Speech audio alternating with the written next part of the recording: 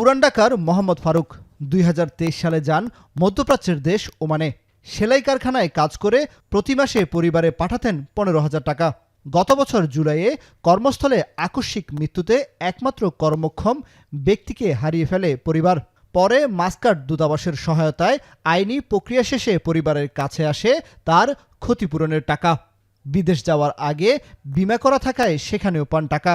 স্বল্প আয়ের এই প্রবাসীর মৃত্যুর পর ক্ষতিপূরণ পেয়ে স্ত্রী সুফিয়া এখন বিশেষ চাহিদা সম্পন্ন সন্তানের চিকিৎসার ভরসা পেয়েছেন। পাইছে হয়তো বা সে বাহিরে ছিল, যদি আজকে বাহিরে না থেকে বাংলাদেশে থেকে মারা যেত, আমার তো রাস্তায় দাঁড়ানো ছাড়া কোনো উপায় ছিল না স্যার। এখন সে বিদেশ গিয়ে মারা গেছে, দেখো আমার সন্তানের ভবিষ্যৎটুকু হইছে। মেয়েটার একটু অপারেশন করবো, আর ছেলেটা মনে করেন ছোট, হ্যারো একটু লেখাপড়ার খরচ আছে, কারণ আমার তার ইনকামের লোক নাই। গন্তব্য এবার ঢাকার অদূরে কেরানীগঞ্জ উপজেলায়। সেখানে থাকেন আরেক সুফিয়া। তার সন্তান আক্তার হোসেন গত নভেম্বরে মারা গেছেন সৌদি আরবে। নিয়োগকারী প্রতিষ্ঠান ক্ষতিপূরণ বাবদ প্রদান করে ভালো অঙ্কের টাকা। ওয়েজ আর্নার্স কল্যাণ বোর্ড থেকেও আসে ক্ষতিপূরণের টাকা। আক্তারের স্ত্রীও বেঁচে নেই।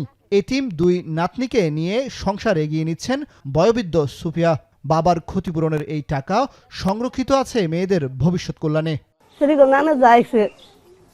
সেরিগো দুই বোনের নামে থাকবো, সেরিগো বিয়ে শাদি দিমু, আমার যে তো পারি আমি তলক সেরিগো খাওয়াম।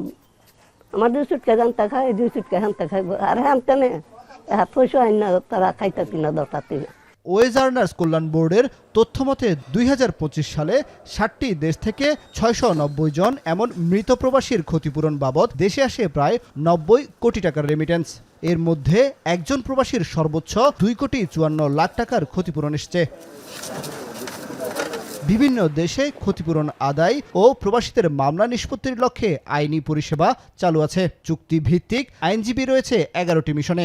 মালয়েশিয়ার বাংলাদেশ হাইকমিশন রয়েছে আলোচনার তালিকায়। তবে ক্ষতিপূরণ আদায়ের ক্ষেত্রে মিশনগুলোতে এই পদে আরও লোকবল বাড়ানোর কথা বলছেন অভিবাসন সংশ্লিষ্টরা।